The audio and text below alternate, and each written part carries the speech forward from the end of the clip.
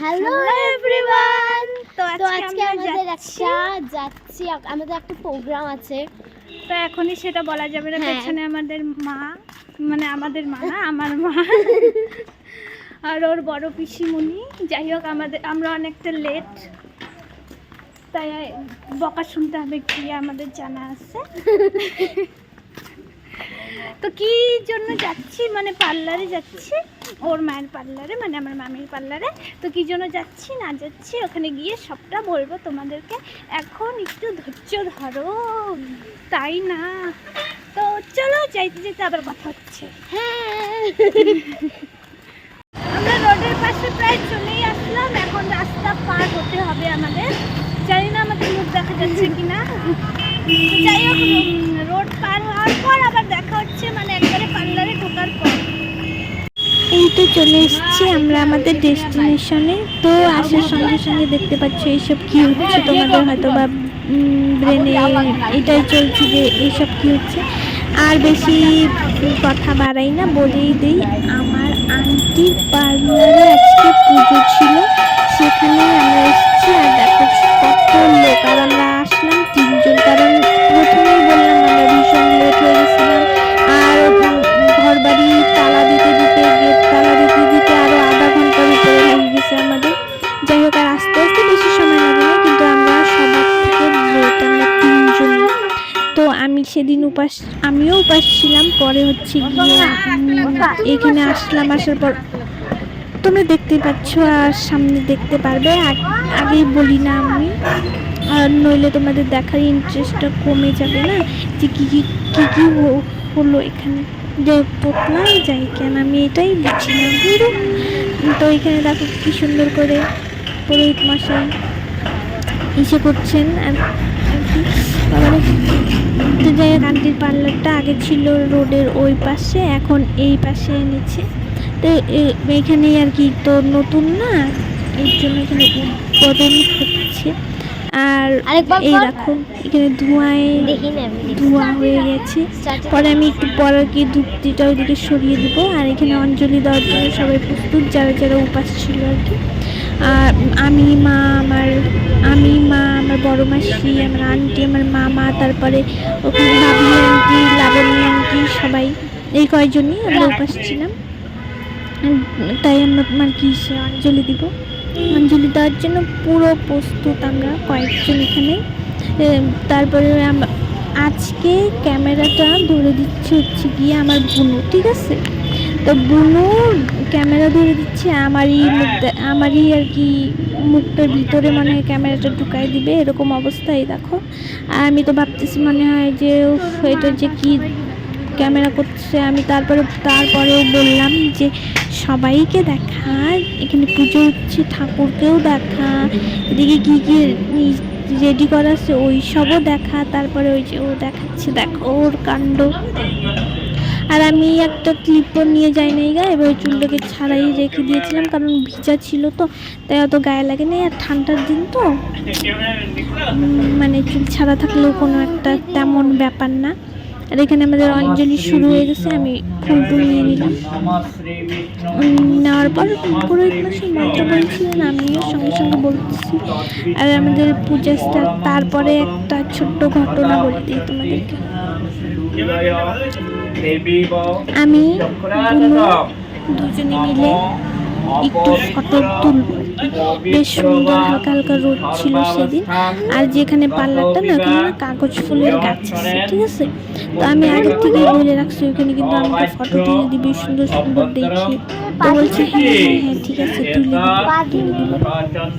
তারপরে এখানে যাওয়ার পর আমি তো এত লোক দেখে মানে লজ্জায় ফটোই তুলতে পারছি না। আর এদিকে আমার মনটায় ঘটনা হচ্ছে, কখন যে তুলবো, কখন যে একটু হালকা হবে, সবাই এদিক সেদিক যাবে আর আমি ফটো তুলবো করতে করতে পূজা শেষ হয়ে গেল বা। তারপরেও আর মানে আমার ফটো তোলার মতো কোনো চান্সই খুঁজে পাচ্ছি না। আর আমি বুনুকে সমানে বলে যাচ্ছি, আমার মনে হয় ফটো তোলা হবে না রে, আমার মনে হয় ফটো তোলা হবে না রে। ও বলতেছে দাঁড়া একটা বুদ্ধি আমি বের করব। তো ও বলল যে দাঁড়া, পরে হচ্ছে তারপরে আমার বোন একটা আইডিয়া লাগাইলো, ওই আইডিয়াটাও কাজ করলো না। তারপরে আমাদের যখন পূজা করা শেষ হলো তখনই না একটা আখের রস, ওই রসশালায় যাচ্ছে। তখন আমার বোন বলছে, দিদি আখের রস খাবি? তাই বলছি খাবো যা। পরে সবাই মিলে আখের রস খাচ্ছিল আর আমিও খাইলাম, বুনো খেলো। খাওয়ার পর সবাই তো আস্তে আস্তে খাচ্ছিল, তখনই একটা চান্স পাইলাম আর কি, দৌড়াই ওই গেটটা আমার বোন আমাকে মেলা ফটো তুলে দিয়েছে, মানে অনেক ফটো। কিন্তু ওটার মধ্যে শুধু নাই করে 5টার থেকে 6টার মতো সুন্দর আসছিল, মানে আমার মনের মতো। তো যাই হোক, উপাস থাকলে না কেমন যেন চোখ মুখগুলো হয়ে যায়, তখন ফটো তেমন একটা ভালো আসে না, কিন্তু ভালো আসছিল 5-6টার মতন, ওই যে বললাম। তো পরে হচ্ছে গিয়ে আমার মনটা একটু শান্তি আসলো, এরকম আর কি ব্যাপার।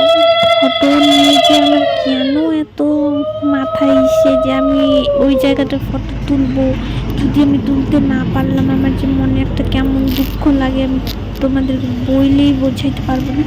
বাড়িতে এসে পড়লে ঘুমানোর সময়ও ভাবি যে ইস, আমি যদি এখানে তুলতে পারতাম, কেন যে তুললাম না, এইভাবে তোলা যেত, মানে আমি যদি না তুলে আসি। এতটা আমাকে 1 সপ্তাহ ধরে পস্তাবো যে কেন তুললাম না, এরকম তুলি না তো আলাদা লেভেলের আমি আনন্দ পাই।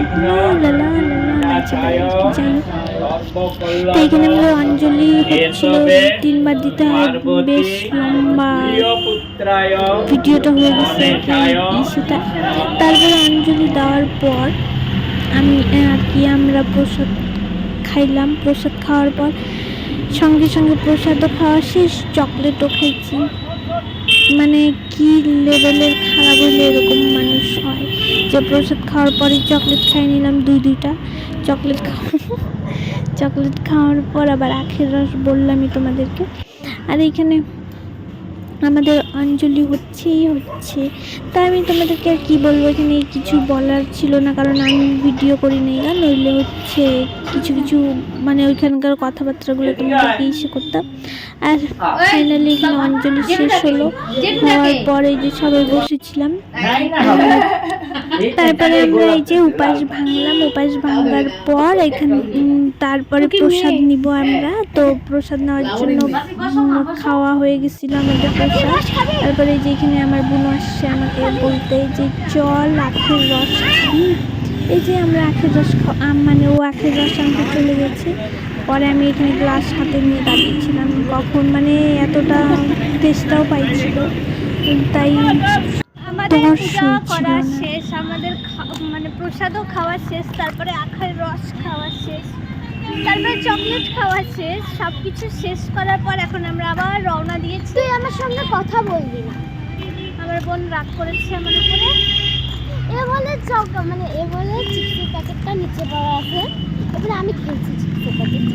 আমি যদি খাইতাম এই তো দেখতো না। না না, আমি সেটা বলিনি, আমি ভেবেছিলাম আখের রসের যে গ্লাসটা। ও আখের রসের গ্লাস না, ওইটা প্যাকেট। ওইটা তো আমি চোখেই দেখি নাই, তাই আমি ওকে বললাম যে হচ্ছে গিয়ে যে ওইটা বারবি। নইলে কি আমি বলি বল? তো সবাই আসতেছে, দেখো। চলো বাড়ি যেতে যেতে কথা হবে আবার তোমাদের সাথে।